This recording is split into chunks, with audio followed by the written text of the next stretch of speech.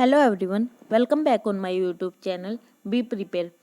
आज ये हमारे चैप्टर 4 की लास्ट वीडियो है। चैप्टर 4 में हमने आपने पढ़ाई है, मैं आपको फिर से एक बार 1 मिनट में रिवाइज करवा रही हूँ। ईयू के बारे में, देन हमने एशियन के बारे में पढ़ा, फिर हमने चाइना के बारे में पढ़ा कि कैसे इसने ग्रो किया। तो आज हम पढ़ेंगे कि चाइना के साथ इंडिया के रिलेशन कैसे हैं, कैसे ये रिलेशन शेयर कर रहे हैं, कैसे इनमें प्रॉब्लम्स भी आए हैं टाइम टू टाइम, और आज के सिनेरियो में इनके रिलेशन कैसे हैं। वैसे ही हम एक छोटा सा एग्जाम्पल जापान का भी लेंगे, क्योंकि जापान भी काफ़ी अच्छे तरीके से ग्रो कर रहा है।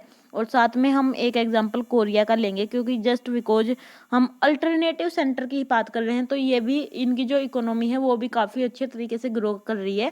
तो इनका हम एक बार एग्जाम्पल देख लेंगे। और साथ ही हमें जो यूरोपियन यूनियन की जो टाइमलाइन है, यानी जो यूरोपियन जो यूनिटी थी, उसके जो इम्पोर्टेंट टाइम पीरियड है उस पर भी एक बार हम देखेंगे। तो चलिए हम आज का अपना चैप्टर स्टार्ट करते हैं। तो यहाँ पर हम बात करेंगे इंडिया एंड चाइना कैसे रिलेशन शेयर करते थे, यानी इनके पास्ट में कैसे रिलेशन थे और आज के सिनेरियो में इनके कैसे रिलेशन है। पहले के टाइम में माना जाता है कि जो चाइना है उसका एक जो हिस्ट्री है वो काफ़ी इंटरेस्टिंग रही है, यानी यहाँ के जो रूलर थे जैसे मंगोलिया, कोरिया, चाइना, इन सब के जो एरिया है उस पर चाइना का कंट्रोल देखा जाता है। वैसे ही इंडिया के भी कुछ ऐसे रूलर्स रहे हैं जिनका काफ़ी इन्फ्लुएंस माना जाता है, और जो उनका इन्फ्लुएंस है वो इंडिया में था, पर इंडिया के बाहर भी उनका इन्फ्लुएंस देखने को मिला था।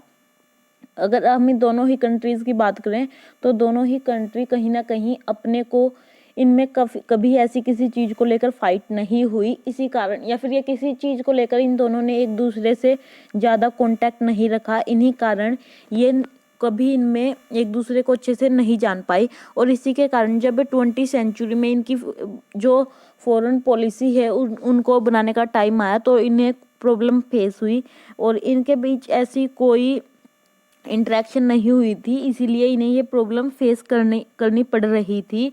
पर फिर भी इन्होंने इन चीज़ों के साथ डील किया था। जो इंडिया क्या होता है कि इंडिया को 1947 में इंडिपेंडेंस मिली थी, यानी जो इंडिया था वो अभी आज़ादी हुआ था, और उसी के साथ जो चाइना है उसको भी जो फॉरेन पावर्स थी उन्होंने बाहर निकाल कर फेंक दिया था।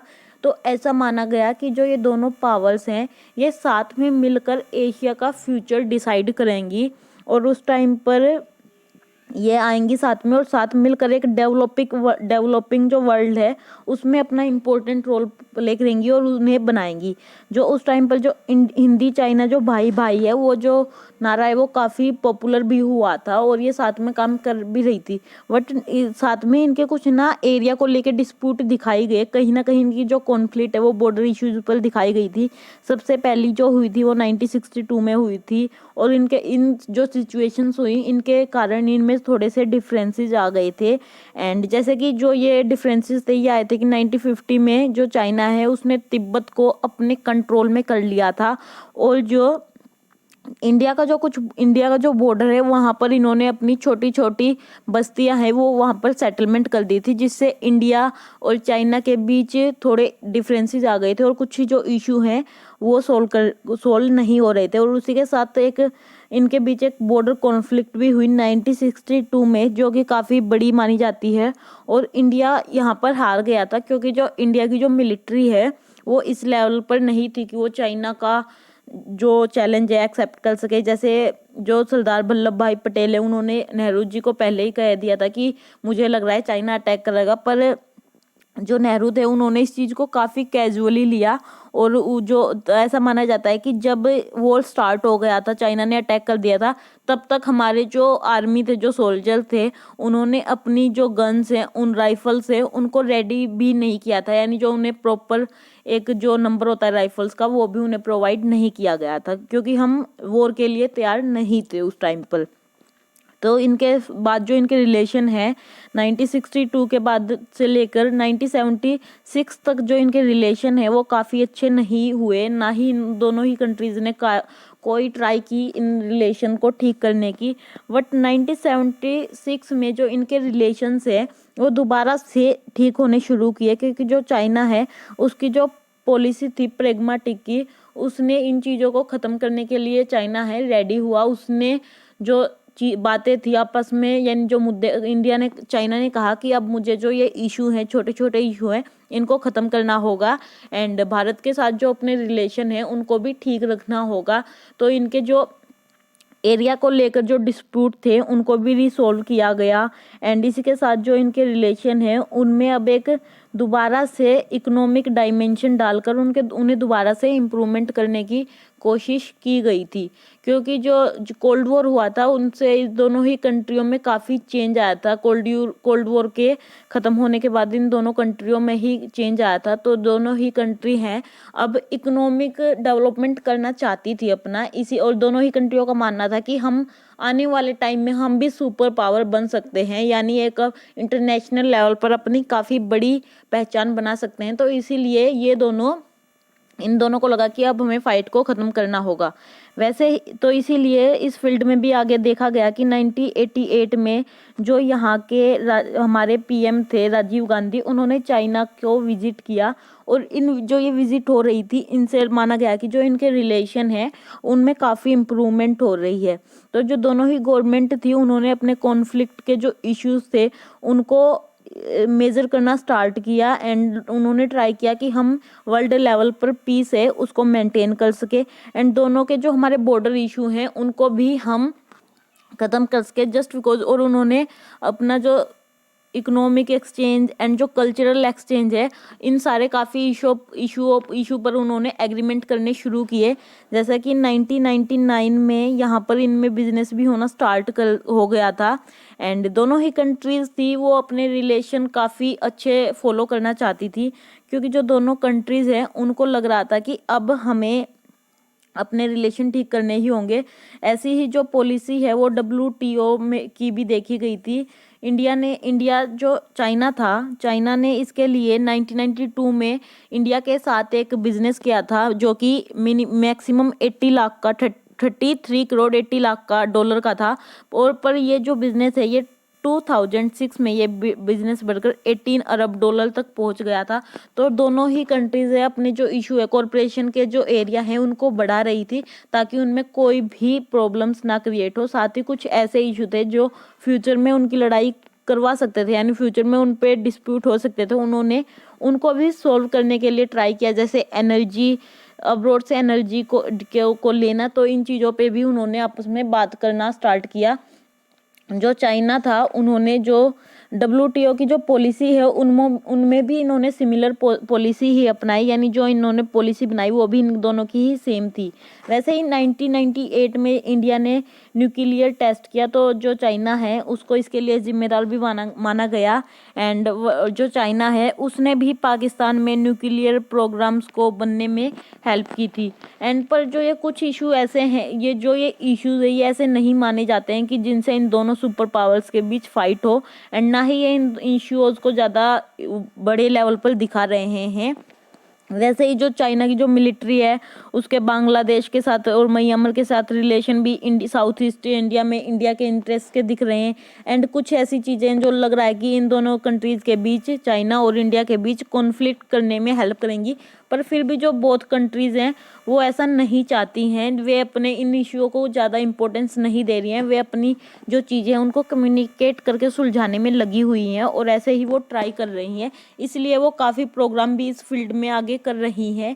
जैसे दिल्ली और बीजिंग में दोनों जो कंट्रीज़ हैं इनके लीडर विजिट करते रहते हैं, तो ये इनके रिलेशन को दिखा रही हैं। वैसे ही ट्रांसपोर्ट और जो कम्युनिकेशन के जो वेपन्स हैं उनको भी इन दोनों कंट्रीज़ में काफ़ी ज़्यादा डेवलपमेंट और आपस में देखा जाता है। हर तरह के डेवलपमेंट में ये कंट्री अब लगी हुई हैं और ये चाहती हैं कि हम पॉजिटिव रिलेशन ही शेयर करें।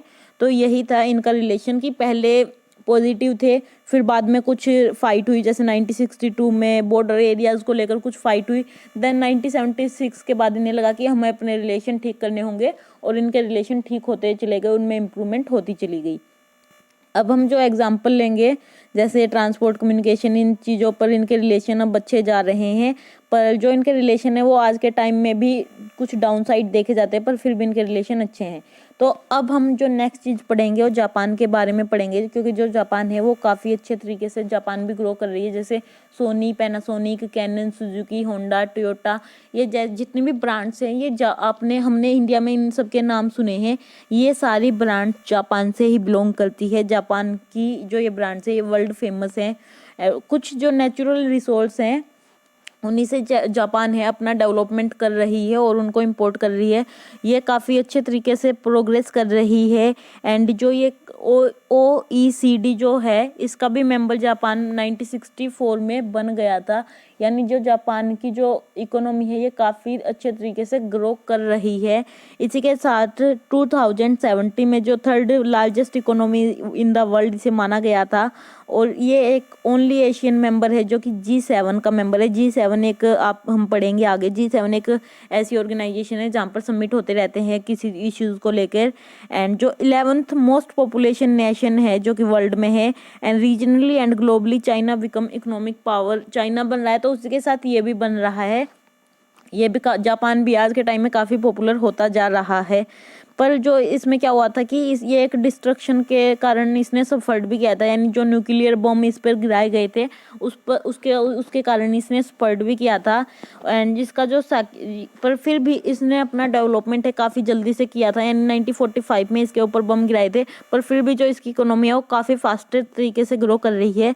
ये सेकेंड लार्जेस्ट कंट्रीब्यूटर माना जाता है। जो UN का बजट होता है, यूनाइटेड नेशन का जो बजट होता है उसमें सबसे सेकंड लार्जेस्ट कंट्रीब्यूशन जापान का होता है। और इसका जो सिक्योरिटी अलायंस है वो भी US के साथ इसका बना हुआ है। ये अपनी मिलिट्री पर 1% एक्सपेंड करती है GDP का, जो कि 7th largest in the world माना जाता है। एंड इस असीमो जो इसका वर्ल्ड का सबसे एडवांस ह्यूमन रोबोट है वो भी जापान ने ही बनाया था। तो जापान टेक्नोलॉजी और काफ़ी फील्ड में आगे निकल चुका है। इसी के साथ एक एग्जांपल साउथ कोरिया का भी लेते हैं। जो साउथ कोरिया है वो भी काफ़ी अच्छे तरीके से डेवलपमेंट कर रहा है। 1991 में वो UN का मेंबर बन गया था। एंड ऑल्सो एशिया में एक पावर ऑफ सेंटर वो एमर्ज बनकर आ रहा है। इसका भी काफ़ी रैपिडली डेवलपमेंट हो रहा है और जो इसकी इकोनॉमी पावर है वो भी काफ़ी अच्छे तरीके से बढ़ रही है। जो इसकी हैन रिवर है वो इसके लिए एक मिरेकल प्रूफ हुई है। जो ये भी 1996 में OECD जो ग्रुप था उसका मेंबर बन गया था। एंड 2017 में वर्ल्ड की ये 11th लार्जेस्ट इकोनॉमी मानी जाती है। एंड मिलिट्री पर भी ये जो अपना स्पेंड करती है ये 10th लार्जेस्ट माना जाता है। अगर हम HDI रैंकिंग की बात करें तो ये भी इसमें भी इसकी 18 रैंक है। और यहाँ पर जो हाई ह्यूमन डेवलपमेंट किया जाता है, जो यहाँ की ब्रांड्स हैं उनका भी इंडिया में काफ़ी रिनोव्ड है, यानी काफ़ी फेमस हैं। एंड काफ़ी एग्रीमेंट साइन कर रही है अपने कमर्शियल एंड कल्चरल को बढ़ाने के लिए, काफ़ी एग्रीमेंट साइन करती रहती है। तो ये था इसके बारे में। अब हम एक बार इसकी टाइमलाइन को और देख लेते हैं कि जो यूरोपियन यूनियन थी उसकी टाइमलाइन के बारे में भी हम एक बार पढ़ लेते हैं। यहाँ पर हम एक बार जल्दी से यूरोपियन यूनियन की टाइमलाइन के बारे में भी बात कर लेते हैं। सबसे पहले 1951 में हुआ क्या था कि जो 6 कंट्री है उन्होंने एक ग्रुप की ऑर्गेनाइजेशन की थी कोल और आयरन के लिए। फिर उसके बाद 1957 में क्या होता है कि कुछ ट्रीटी साइन की जाती है। एंड 1973 में 3 मेंबर और यूरोपियन यूनियन में ऐड हो जाते हैं। एंड इसी के साथ 1979 में यहाँ की फर्स्ट इलेक्शन होल्ड होते हैं, यानी फर्स्ट इलेक्शन करवाए जाते हैं। एंड 1981 में जो ग्रीस है वो भी इसकी मेंबरशिप ले लेता है। एंड 1985 में यहाँ जो शांगेन ट्रीटी है वो साइन की गई थी कुछ इश्यूज़ को लेकर। 1986 में स्पेन और पुर्तगाल है वो भी इसकी मेंबरशिप ले लेते हैं। एंड उसी के साथ 1990 में जर्मनी है उसका आपको पता कि वो एक हो गई थी, उसकी जो दीवार है उसको गिरा दिया गया था। एंड 1992 में यहाँ पे एक मोस्ट्री ट्रीटी है उस पर साइन किए गए थे। एंड फिर उसके बाद 93 में यहाँ मार्केट का भी एक इस्टेब्लिशमेंट की गई थी। और 1995 में जो यहाँ की एंड 2002 में जो यहाँ की ये करेंसी थी यूरो, उसको 12 कंट्रीज़ ने एक्सेप्ट कर लिया था 2004 में। यहाँ के जो साइप्रिस कुछ जो कंट्री हैं वो भी यूरोपियन यूनियन में ऐड हो गई थी, और उसी के साथ बुल्गारिया और रोमानिया भी 2007 में ऐड हो गई थी। तो this is all about our European Union timeline. And इसी के साथ हमारा चैप्टर ख़त्म होता है। अगर आपको हमारी वीडियो पसंद आई हो तो प्लीज़ वीडियो को लाइक करें एंड चैनल को सब्सक्राइब करें। Thank you.